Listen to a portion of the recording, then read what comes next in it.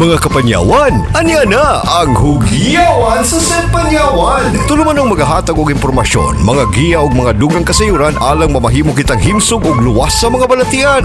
Hugyawan sa Set Panyawan. Ug karon, anya na ang atong mga kapartners maayong panglawas, Sir Rick B ug Sir John, alang sa Hugyawan sa Set Panyawan.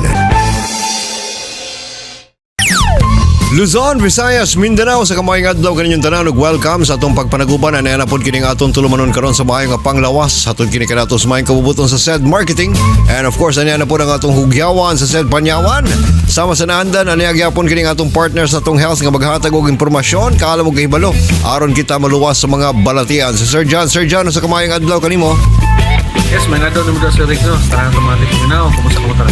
Sa ato mga viewers and listeners sa hugyawan sa SED Panyawan, adto na kita ginatawag nga knowledge power.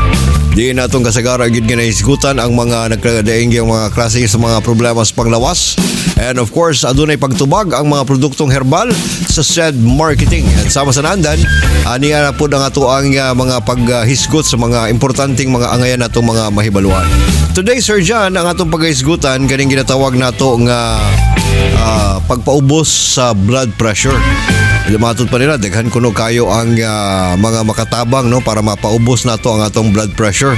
Tagay kuno tag mga idea, Sir John, kung unsaon nato nga mapakubsan ang ginatawag natong blood pressure kay matod pa nila kaning ato ang presyon sa dugo kinahanglan gyud nga kanunay tang healthy or shall say nasa maayo nga range ba kay kung motaas pud siya sa normal no posible labi na kung taas na nga panahon delikado kay matawag ka og high blood no.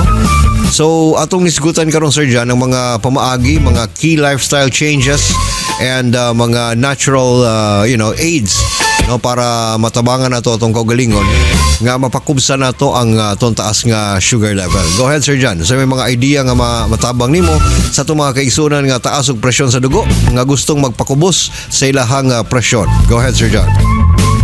Kana sa Rick, no? Una, ang atuang bantayan ang asin. No?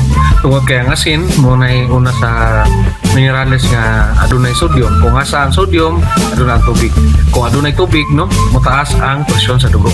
So, saka ang volume no sa atong dugo no mudaghan ang atong dugo mo nang kinahanglan nga mupitik atong kasing-kasing paspas kinahanglan sab nga pagamyan no ang ato ang ugat no so mo nang hinungdan sa atong ginatawag nato nga pagsaka sa presyon sa atong dugo so kana siya ang una katong bantayan no ang asin ang pag-ehersisyo importante kaayo tungod kay pinagi sa pag-ehersisyo mapagawas nato ang sobrang tubig ang asin no and syempre din no atong malikayan ang katong pagkumpol no sa atong mga ginatawag na mga plaque o kaning ginatawag na mga deposit sa cholesterol no tungod sa low density lipoprotein ang isip Pinoy no kusog kay ta mutaon og marat kay ta kusog ta parat tong tapis kusog ta mutaon og tambok ana ang atong mga kinaiya no no tungod diana no di pud nato kinaiya ning kaning di kita hilig aning adtong doktor no kay mahadlok ta sa sakit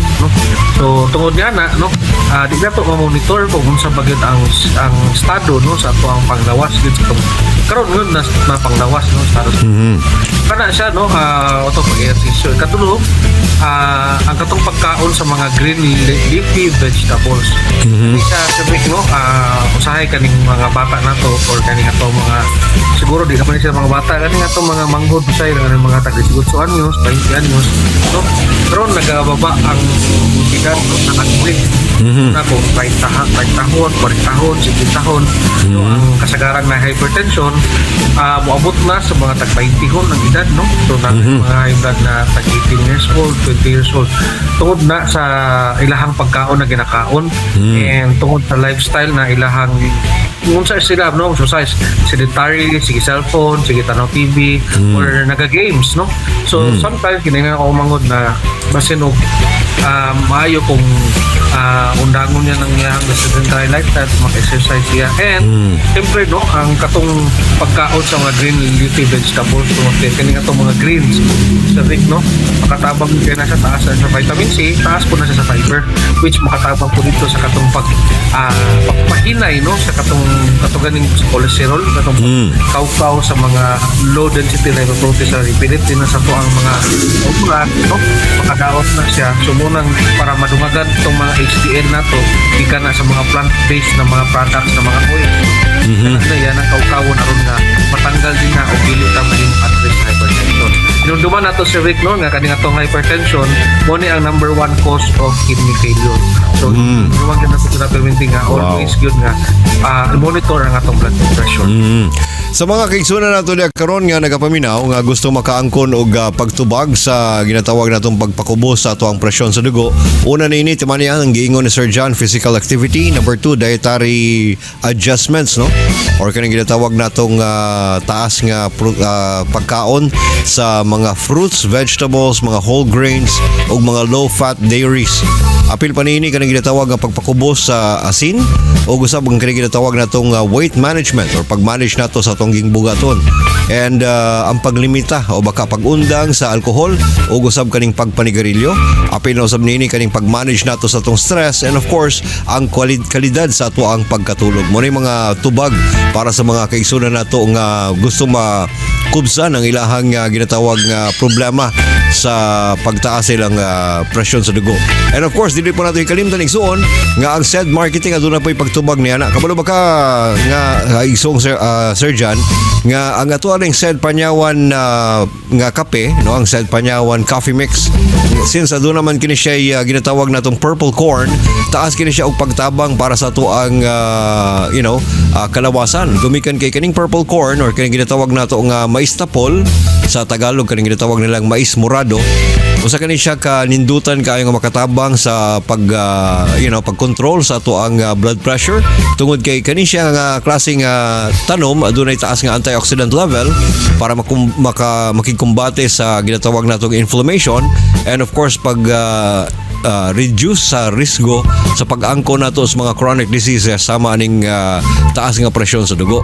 And may gali kay nga to ang said marketing aduna kitay kape nga naay purple corn nga makatabang alang sa to ang cardiovascular health, anti-inflammatory, anti-aging, and kaning ginatawag natong obesity o diabetes management.